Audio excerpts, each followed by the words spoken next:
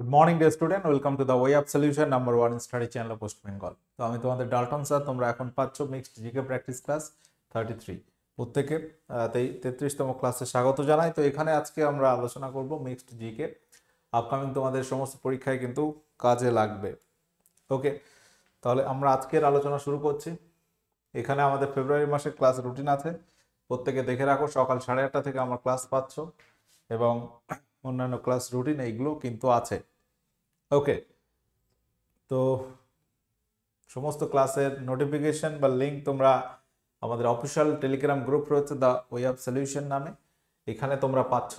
এবং TWC academy অ্যাপে আমাদের পেড কোর্স চলছে ক্লাস, তোমরা যদি জয়েন করতে চাও অবশ্যই জয়েন করবে। এবং আমাদের নতুন যে ব্যাচ শুরু হচ্ছে আজকে থেকেই, যেটা শুরু হয়ে গেছে অলরেডি, নতুন WBP ফাউন্ডেশন একটা ব্যাচ।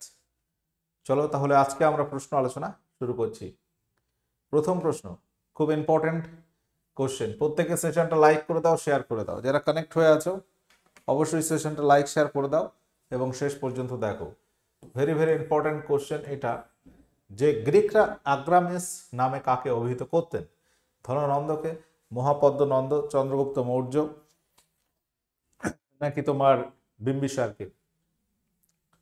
অ্যাগ্রামেস কাকে বলতো? সঠিক উত্তর কি হবে? সঠিক উত্তর হয়ে যাবে অপশন এ, ধননন্দকে। এখানে রিমোটে মনে হয় একটু অসুবিধা হচ্ছে, যাই হোক কাজ করছে না। চলো, ধননন্দকে বলতো অ্যাগ্রামেস। চন্দ্রগুপ্ত মৌর্যকে তারা কি বলতো? স্যান্ড্রোকোট্টাস। ঠিক আছে। বিম্বিসার, মগধের এই বিম্বিসার কে ছিল? মগধের প্রথম যে একটা সাম্রাজ্য, হর্ষঙ্ক বংশের প্রতিষ্ঠাতা। বিম্বিসারের একটা উপাধি ছিল যেটা হচ্ছে সেনিয়া বা সোনিয়া ইত্যাদি বা শ্রেণিক, এই নামে কিন্তু ইতিহাসে তো পাওয়া যায়। সেনিয়া বা সোনিয়া বা শ্রেণিক উপাধি কার ছিল? সেটা কিন্তু বিম্বিসার। ঠিক আছে। আচ্ছা, নন্দবংশের শেষ রাজা কে বলতো? নন্দবংশের শেষ রাজাকে, মৌর্য বংশের প্রতিষ্ঠাতাকে, চন্দ্রগুপ্ত মৌর্য, যিনি হচ্ছে মৌর্য বংশের প্রতিষ্ঠাতা। এই মৌর্য বংশের প্রতিষ্ঠাতা আমরা যদি দেখি কাকে হারিয়েছিল? ধননন্দকে পরাজিত করে সিংহাসনে বসেন। ধননন্দ ছিল নন্দ বংশের শেষ রাজা। নন্দ বংশের শেষ রাজা। এবং তুমি যদি বলো নন্দ বংশের শ্রেষ্ঠ রাজা কাকে বলা হয়? ধননন্দকেই বলা হয় শেষ রাজা। আচ্ছা, মহাপদ্মনন্দকে কি বলা হচ্ছে? মহাপদ্মনন্দকে বলা হচ্ছে নন্দ বংশের প্রতিষ্ঠাতা। নন্দ বংশের প্রতিষ্ঠাতা, ফাউন্ডার। তো এই রিলেটেড কোশ্চেন কিন্তু পরীক্ষা আসে। এবং বিম্বিসার ছিল তোমার হর্ষঙ্ক বংশের প্রতিষ্ঠাতা। পরবর্তী কোশ্চেন, আধুনিক রসায়নের জনক কাকে বলা হয়? আধুনিক রসায়নের জনক কাকে বলা হয়? সঠিক উত্তর কি হবে এখানে? আধুনিক রসায়নের জনক বলা হচ্ছে ল্যাভোসিয়ারকে। ল্যাভোসিয়ার রসায়নবিদ, তাকে রসায়নের জনক বলা হয়। আমরা বেশ কিছু ক্ষেত্রে জনকের কথা পাই, প্রচুর রয়েছে এরকম। যদি সাবজেক্ট ভিত্তিক দেখি, গণিতের জনক কাকে বলা হয়? আর্কিমিডিসকে বলা হয় তোমার। তো এই ধরনের কোশ্চেন, মেন্ডেলিভ পর্যায় সারণীর জনক বলা হয়। তো এবার কোশ্চেন হচ্ছে, মানুষের দেহে আনুমানিক কত সংখ্যক নেফ্রন থাকে? নেফ্রন এটা কি? নেফ্রন হচ্ছে বৃক্কের গঠনগত কার্যগত একক। বৃক্ক বা কিডনি, তাই তো? বৃক্কের গঠন ও কার্যগত একককে বলা হচ্ছে নেফ্রন। কার্যগত একক। তো নেফ্রন মানুষের বলা হচ্ছে মানুষের বৃক্কের সংখ্যা দুইটি, একটা ডান দিকে যেটা ডান বৃক্ক, বাম দিকে বাম বৃক্ক। তো এক একটা বৃক্কে 10 লক্ষ প্রায় থাকে। তো এখানে দুটো বৃক্ক মিলিয়ে আমরা বলতে পারি 20 লক্ষ নেফ্রন থাকে। যেহেতু প্রত্যেকটা বৃক্কে 10 লক্ষ করে নেফ্রন থাকে আনুমানিক, সেই সেন্সে আমরা, তো মানুষের দেহ মানে এখানে দুটো কিডনির কথাই তোমাকে বলতে হবে।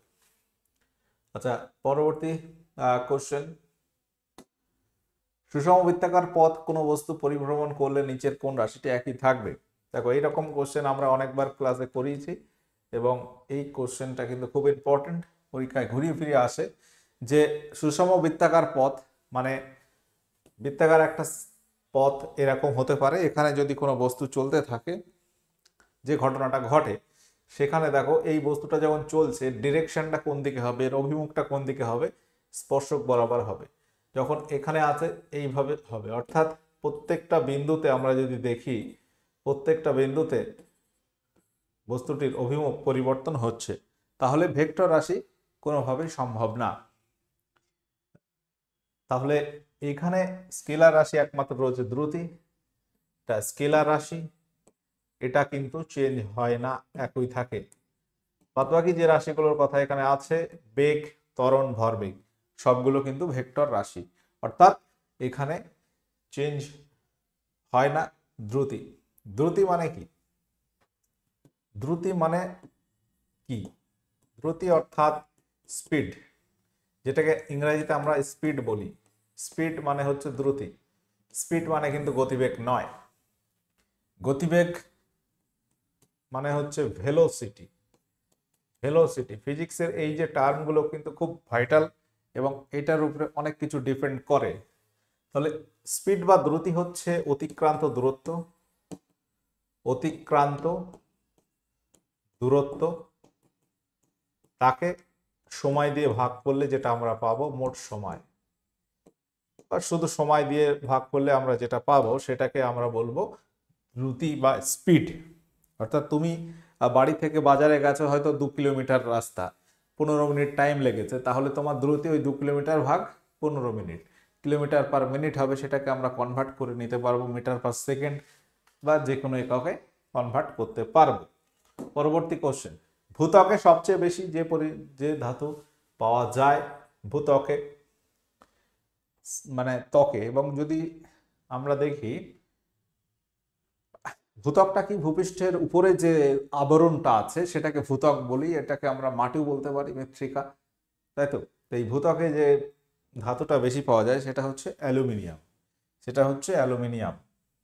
ওকে, এবং আমরা যদি বলি টোটাল যে পৃথিবীতে যে অ্যালুমিনিয়াম আছে, সিলিকন, সিলিকনের পরিমাণটাও কিন্তু অনেকটাই বেশি থাকে। ঠিক আছে, একটা হচ্ছে দুটো আস্তরণ ভূগর্ভের ভিতরে যদি দেখা যায়, পৃথিবীর কেন্দ্র পর্যন্ত বেশ কিছু স্তর রয়েছে ভূগর্ভে, এবং সেখানে একটা শিয়াল সীমা ইত্যাদি এরকম বলা হয়, সিলিকন অ্যালুমিনিয়াম, সিলিকন ম্যাগনেসিয়াম। তো সিলিকনটা কিন্তু পরিমাণটা বেশি, এটা শুধু ভূত্বক বললে অ্যালুমিনিয়াম হবে, তো ওভারঅল সিলিকনটা বেশি পরিমাণে থাকে। আচ্ছা, পরবর্তী কোশ্চেন, চাপ প্রয়োগে বরফ গলানো এবং চাপ কমিয়ে পুনরায় যে বরফে পরিণত করার পদ্ধতি, এটাকে কি বলা হয়? অর্থাৎ চাপে বরফ গলে যাচ্ছে এবং চাপ কমিয়ে পুনরায় বরফ পরিণত হচ্ছে, অর্থাৎ এক খণ্ড বরফ যদি আমরা কল্পনা করি, এখানে একটা তামার তার দিয়ে একটা বস্তু ঝুলিয়ে দেওয়া হয়েছে, ঠিক আছে, ভারী বস্তু।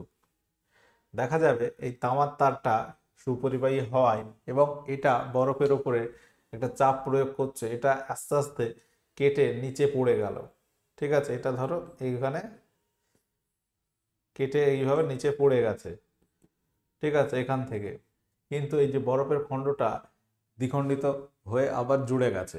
তো এই যে ঘটনাটাকে পুনঃস্থলীভবন বলে। এই পরীক্ষাটা করেছিলেন বিজ্ঞানী বটমলির নামটা মনে রাখবে, বটমলির পুনঃস্থলীভবন কথা বলা হয়। তো অপশন সি সঠিক আছে, চাপ প্রয়োগে বরফের গলনাঙ্ক বৃদ্ধি পায়। তো যার কারণে কি হচ্ছে, বরফটা গলে যাবে, ওই দিয়ে তামার তার সুপরিবাহী হওয়ায় ওই তার থেকে লিনতাপ সংগ্রহ করবে, আবার সেটা যা আগের মতো অবস্থায় ফিরে আসবে। আচ্ছা, এবার কোশ্চেন হচ্ছে দ্বাদশ অঙ্গ কোন ভাষায় রচিত? দ্বাদশ অঙ্গ কোন ভাষায় রচিত? দ্বাদশ অঙ্গটা কি? এটা হচ্ছে তোমার জৈনদের ধর্মগ্রন্থ, জৈনদের ধর্মগ্রন্থ। তো এই দ্বাদশ অঙ্গ মানে হচ্ছে দ্বাদশ মানে 12টি অঙ্গ মানে অধ্যায় আছে, তো দ্বাদশ অঙ্গ বলা হবে। এবং এই যে টোটালটা আমরা যদি দেখি প্রাকৃত ভাষায় লেখা হয়েছে। আর একটা কোশ্চেন আসে যে ত্রিপিটক, ত্রিপিটক এটা হচ্ছে বৌদ্ধদের ধর্মগ্রন্থ। ত্রিপিটক এটা পালি ভাষায় রচিত। কোন ভাষা? পালি ভাষায় রচিত। পরবর্তী কোশ্চেন, নিচের কোন অনুচ্ছেদ অধীনে ভারতের রাষ্ট্রপতি মৌলিক অধিকার প্রয়োগ স্থগিত করতে পারেন অনুচ্ছেদ 20-21 ব্যতীত? তো আমরা জানি যে জাতীয় জরুরি অবস্থা বা ইত্যাদি অবস্থা হলে রাষ্ট্রপতি মৌলিক অধিকার রদ করতে পারে, এবং সেটা দুটো আর্টিকেল ছাড়া 20 এবং 21 আর্টিকেল নাম এটা বাদে। তো এই যে এই কথাটা আছে কোন অনুচ্ছেদ বা কোন আর্টিকেলে? এটা আছে আর্টিকেল 359। 360 নম্বর ধারায় রয়েছে আর্থিক এমার্জেন্সি অর্থাৎ ফিনান্সিয়াল এমার্জেন্সি, এবং 56 সেখানে স্টেট এমার্জেন্সির কথা বলা হয়েছে। পরবর্তী কোশ্চেন হচ্ছে ভারতের কোন রাজ্য সর্বাধিক কয়লা উত্তোলন করে? সর্বাধিক কয়লা উত্তোলনকারী রাজ্যের নাম কি?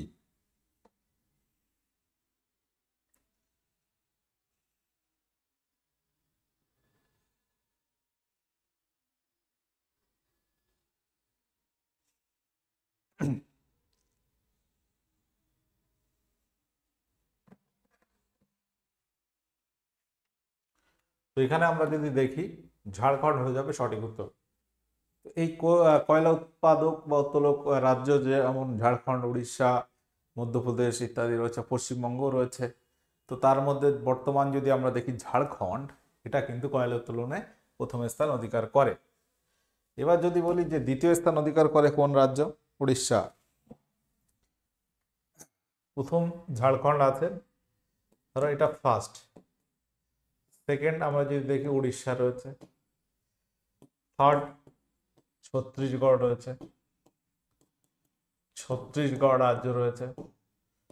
ফোর্থ পজিশনে কোন রাজ্য রয়েছে বলতো? ফোর্থ পজিশনে কয়লা উত্তোলক রাজ্যের মধ্যে আমাদের ওয়েস্ট বেঙ্গল রয়েছে। আচ্ছা, পরবর্তী কোশ্চেন, হিন্দি দিবস কোন তারিখে পালিত হচ্ছে? হিন্দি দিবস, ভারতের হিন্দি দিবস পালিত হয় কত তারিখে? 14 সেপ্টেম্বর, 16 সেপ্টেম্বর, 15 সেপ্টেম্বর নাকি 13 সেপ্টেম্বর? তাহলে এখানে আমরা সেপ্টেম্বর মাসেই ডেটটা পাচ্ছি, এবং মনে রাখবে অপশন এ সঠিক উত্তর আছে 14 সেপ্টেম্বর। পরবর্তী প্রশ্ন, Sundarban UNESCO world heritage site মর্যাদা পায় কোন সালে? ইউনেস্কো ওয়ার্ল্ড হেরিটেজ সাইটের মর্যাদা কোন সালে পেয়েছে সুন্দরবন?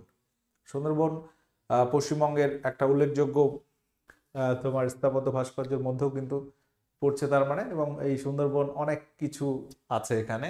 এটা একাধারে ন্যাশনাল পার্ক যেমন বায়োস্ফিয়ার রিজার্ভ, রামসার সাইট। তো এটা ইউনেস্কো ওয়ার্ল্ড হেরিটেজ সাইট। বর্তমানে ইউনেস্কো ওয়ার্ল্ড হেরিটেজ সাইট রয়েছে 42টি, তার মধ্যে সুন্দরবন একটি, এবং এটা 1987 সালে ইউনেস্কো ওয়ার্ল্ড হেরিটেজ সাইটের মর্যাদা পায়। তো সুন্দরবন থেকে আমরা আগেও অনেকবার অনেক কথা বলেছি, আবার একবার একটু জাস্ট রিমাইন্ড করেই দিই তোমাদের। 2019 সালে সুন্দরবন রামসার সাইট হিসেবে ঘোষিত হয়। বর্তমান রামসার সাইট কিন্তু বেড়েছে। বর্তমান রামসার সাইট হচ্ছে কটা? বর্তমানে কটা রয়েছে? বর্তমান রামসার সাইট আছে 80টা, চেঞ্জ হয়েছে, 5টা বেড়েছে। 75 ছিল, 5টা বেড়ে 80 হয়েছে। আচ্ছা, 1989 সালে সুন্দরবনকে যে মর্যাদাটা দেওয়া হয়েছিল সেটা হচ্ছে, সেটা কি? সেটা হচ্ছে তোমার UNESCO biosphere reserve, biosphere reserve UNESCO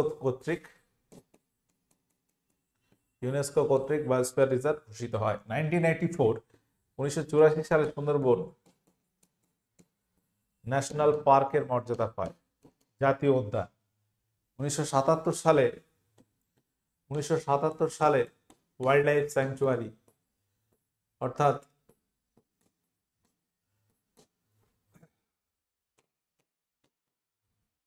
অভয়ারণ্যের মর্যাদা পায়। 1973 সালে সুন্দরবন মর্যাদা পাচ্ছে কিসের? 1973 সালে মর্যাদা পাচ্ছে টাইগার রিজার্ভ, ব্যাঘ্র সংরক্ষণ কেন্দ্র। ঠিক আছে, তো এই হচ্ছে সুন্দরবন। 6টা জায়গা, 6টা বিষয় এখানে রয়েছে, এক এক করে কিন্তু বলা হয়েছে। প্রত্যেকটা জিনিস পরীক্ষা আছে, মনে রাখতে হবে। ভারতের সংবিধানের প্রস্তাবনা এ পর্যন্ত কতবার সংশোধন করা হয়েছে? দারুণ একটা কোশ্চেন। প্রত্যেকে যারা কানেক্ট আছো অ্যান্সার করো, সকলের সেশনটি লাইক শেয়ার করে দাও। ওকে, তাহলে কোশ্চেনটা কি বোঝা যাচ্ছে? ভারতের সংবিধানের প্রস্তাবনা বা প্রিএম্বেল, এটা সংশোধন হয়েছে আদৌ নাকি একবার হয়েছে, তাই তো? 1976 সালে।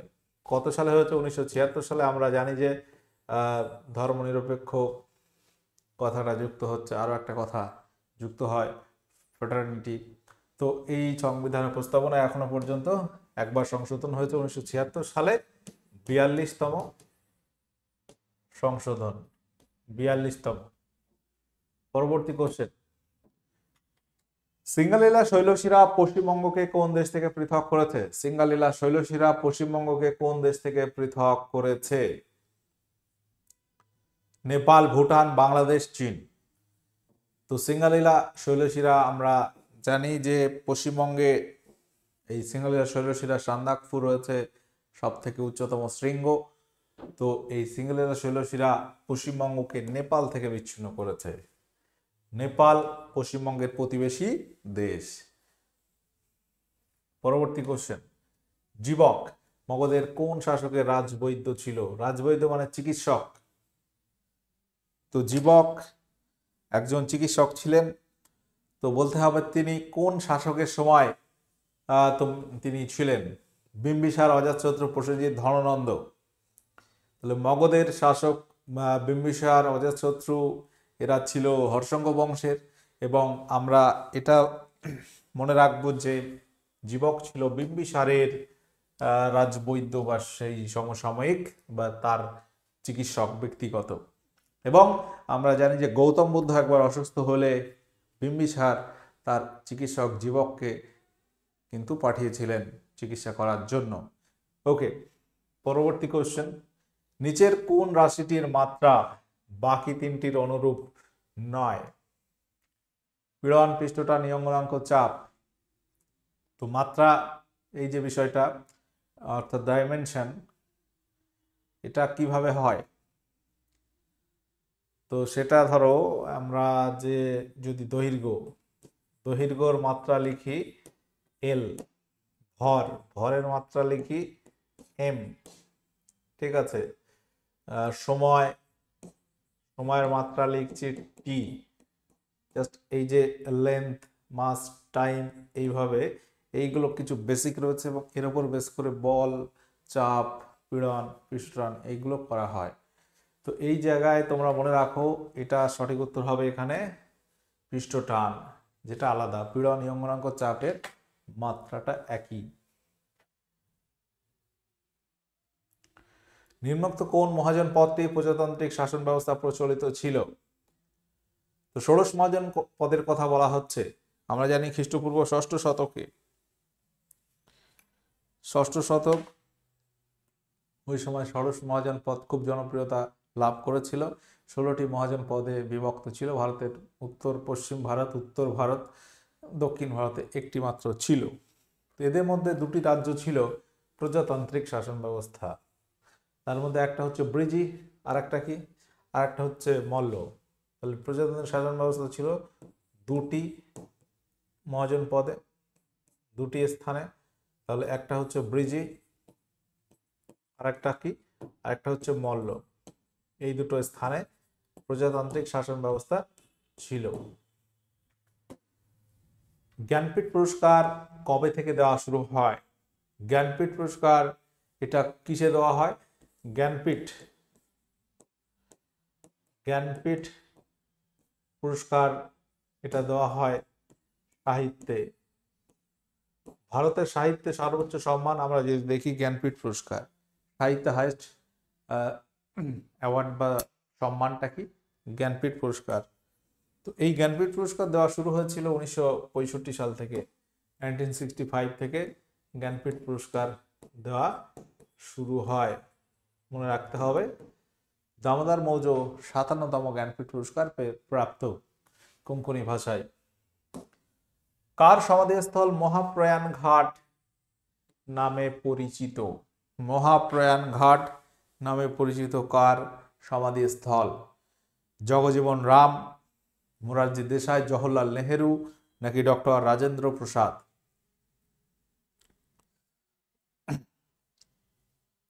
মহাপ্রয়াণ ঘাট নামে পরিচিত হচ্ছে, সঠিক উত্তর হবে ডক্টর রাজেন্দ্র প্রসাদ।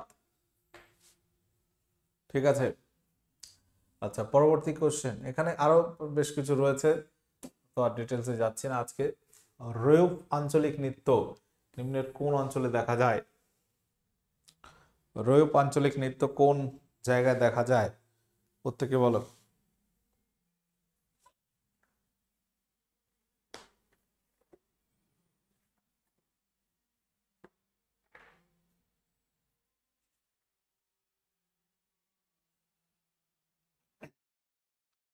সঠিক উত্তর হবে এখানে জম্মু কাশ্মীর, অপশন ডি। প্রশ্নটা খুব ইম্পর্টেন্ট, পরীক্ষায় এসেছিল একবার। আচ্ছা প্রত্যেকে যদি বলি, এখানে তোমরা পাঞ্জাবের একটা নৃত্যের নাম করো তো। পাঞ্জাব, পাঞ্জাবের ক্ষেত্রে কি হবে? ভাংরা কোথায় রয়েছে? পাঞ্জাবে। চলো,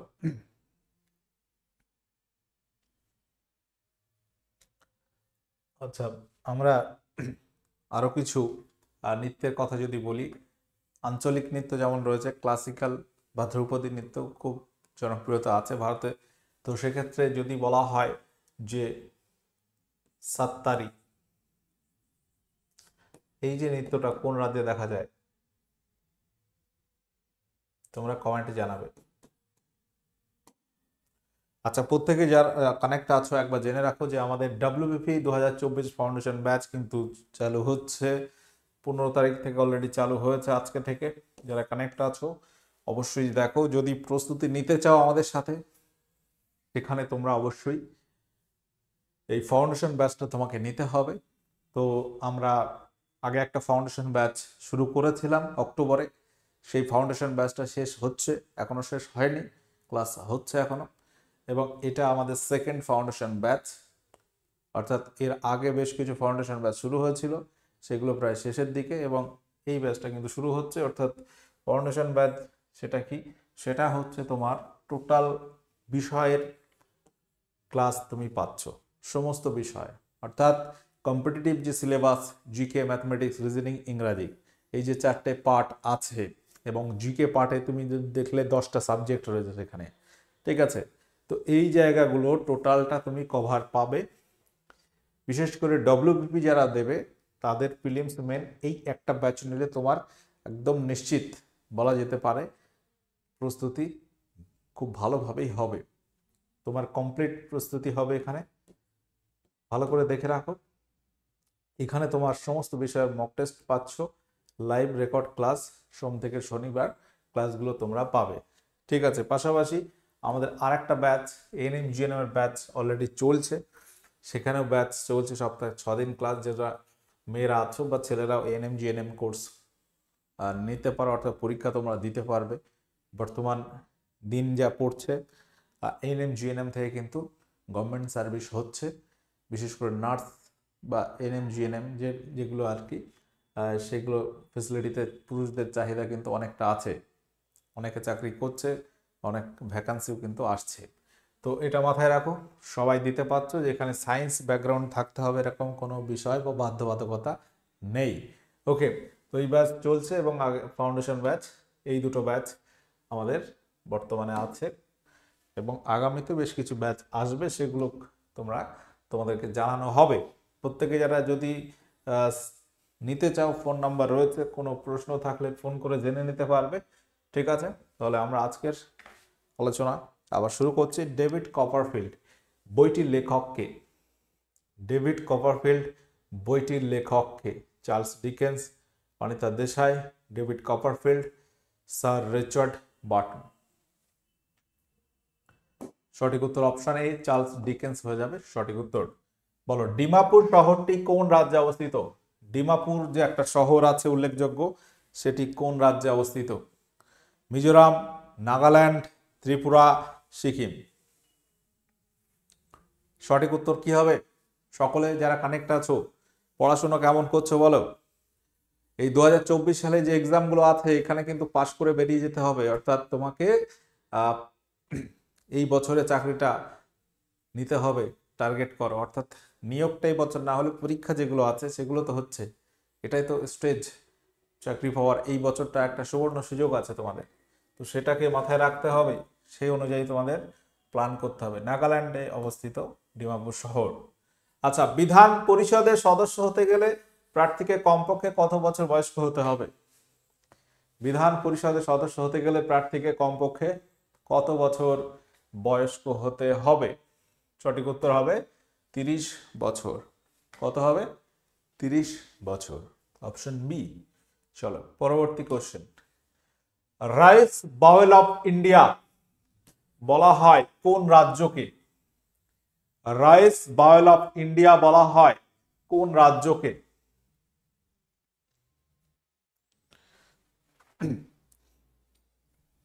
চলো কি হবে সঠিক উত্তর এখানে?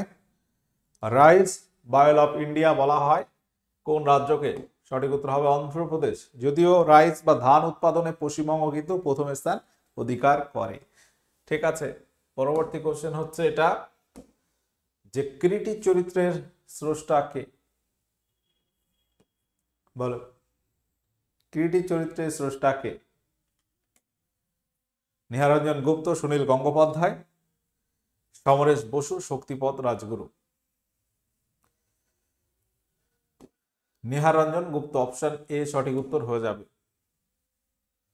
ভারতের সাম্রাজ্য স্থাপনের প্রথম স্বপ্ন দেখেন জোসেফ ডুপ্লে। তিনি কোন দেশের নাগরিক ছিলেন? বলো। তো এটা তোমরা হোমওয়ার্ক করবে। এখানে আজকের সেশন আমি এন্ড করব।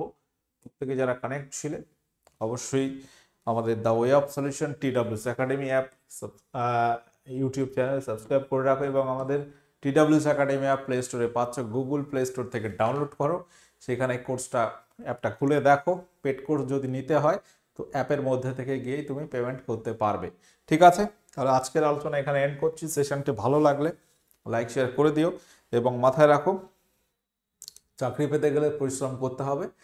পরিশ্রম না করলে কিন্তু সফলতা আসবে না। এটা তোমাকে বুঝতে হবে, যেটা ফিল করতে হবে।